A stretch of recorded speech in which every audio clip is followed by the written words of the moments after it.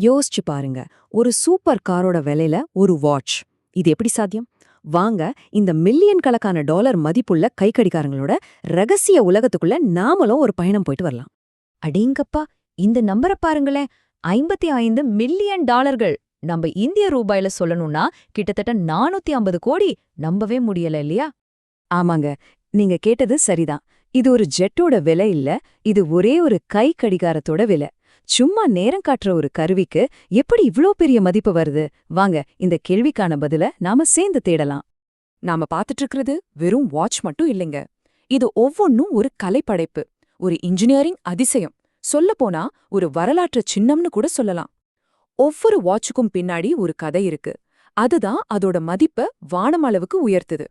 சரி, இந்த சுவாரஸ்யமான உலகத்தை நாம கொஞ்சம் பிரிச்சு மேயலாம். ஒரு வாட்சோட மதிப்பு எப்படி உருவாகுது, அதோட கதை எப்படி இவ்ளோ முக்கியமாகுதுன்னு ஒவ்வொன்றா ஆராய போறோம். முதல்ல ஒரு வாட்சோட மதிப்பை உருவாக்குற காரணிகள் என்னன்னு பார்க்கலாம் வாங்க. ஒரு வாட்சோட விலைய எது தீர்மானிக்குது? அதுக்குள்ள இருக்கிற அந்த சின்ன சின்ன மெஷினா, இல்ல வெளியே தெரியிற அந்த பளபளப்பா? வாங்க கண்டுபிடிக்கலாம். ஒரு சொகுசு கை கடிகாரத்தோட மதிப்பு இந்த 4 முக்கியமான தூண்கள் மேல தான் நிக்குது.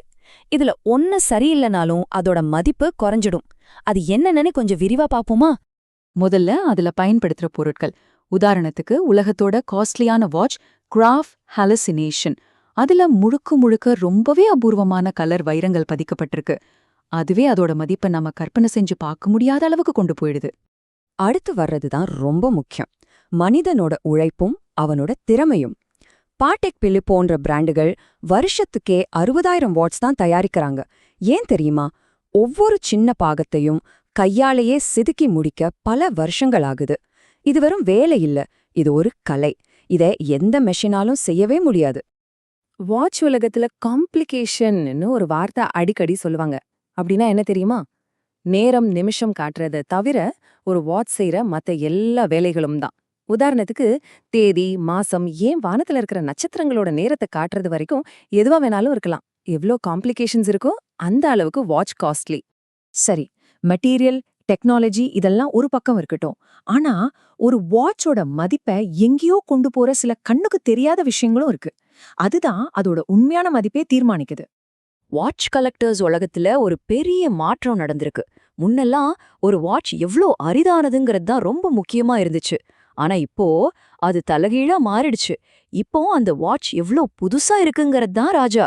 ஒரு 40 வருஷ பழைய வாட்ச் நேத்து தான் ஃபேக்டரியிலிருந்து வந்த மாதிரி பளபளன்னு இருந்தா அதுதான் இன்னைக்கு கலெக்டர்ஸோட பெரிய கனவு. ஆனா இது எல்லாத்தையும் விட ஒரு பவர்ஃபுல்லான விஷயம் இருக்கு. அதுதான் அந்த வாட்சோட கதை. அந்த வாட்சை யார் பயன்படுத்தினாங்க, அது எந்த பெரிய வரலாற்று சம்பவத்தையெல்லாம் பார்த்திருக்கு, இந்த மாதிரி விஷயங்கள் தான் அதோட மதிப்பை பல மடங்கு கூட்டுது. இதத்தான் ப்ரொவெனன்ஸ்னு சொல்றாங்க. இதுக்கு ஒரு சரியான உதாரணம் சொல்லணும்னா, மேரி ஆண்டோனெட் வாட்ச் கதைய சொல்லலாம். கேட்கவே ஒரு த்ரில்லர் படம் மாதிரி இருக்கும் பாருங்க. ஒரு ராணிக்காக ஆர்டர் செய்யப்பட்டு அவங்க இறந்த பல வருஷத்துக்கு அப்புறம் தான் அது ரெடி ஆகுது. அப்புறம் அது ஒரு மியூசியத்துல இருந்து திருடு போகுது. கடைசியா பல வருஷம் கழிச்சு மர்மமா திரும்ப கிடைக்குது. பாப்பீங்களா? இதுதான் ஒரு நல்ல கதையோட பவர். ஓகே, தனிப்பட்ட வாட்ச்களை பத்தி பார்த்தாச்சு. இப்போ கொஞ்சம் பெரிய படத்தை பார்க்கலாம். அதாவது செகண்ட் ஹேண்ட் மார்க்கெட். இப்போலாம் வாட்ச் வெறும் ஸ்டைல்காக இல்ல, ஒரு சீரியஸான இன்வெஸ்ட்மெண்ட்டாவே மாறிடுச்சு. இந்த நம்பர்ஸ பாருங்க, சும்மா தலை சுத்துதில்ல? யூஸ்டு வாட்ச் மார்க்கெட் ராக்கெட் வேகத்துல வளர்ந்துட்டு இருக்கு. 2026க்குள்ள இது $35 பில்லியன் சந்தையா மாறும்னு ஒரு கணிப்பு சொல்லுது.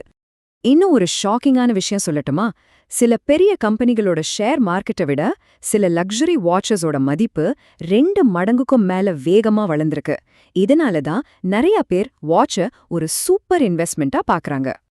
இதோட விளைவு என்ன தெரியுமா? ஒரு வாட்ச் கடையில என்ன விலைக்கு விக்குதோ அதை விட 3 மடங்கு அதிக விலை கொடுத்து வாங்க ஆள் இருக்காங்க. ஆமாங்க, 3 டைம்ஸ். இதுதான் டிமாண்ட் அண்ட் சப்ளை கேம். சரி, யாரு இவ்ளோ காசு கொடுத்து இதெல்லாம் வாங்குறா?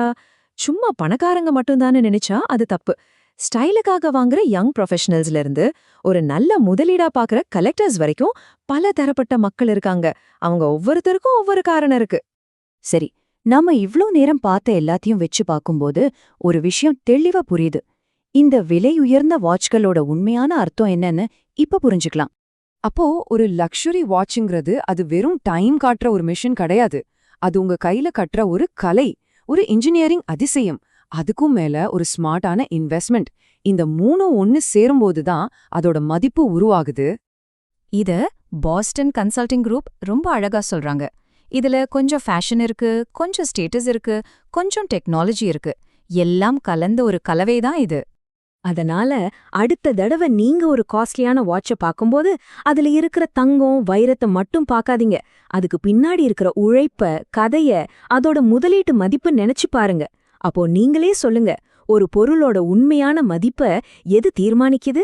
இந்த கேள்வியோட உங்களை சிந்திக்க விட்டு நான் விடைபெறுகிறேன்.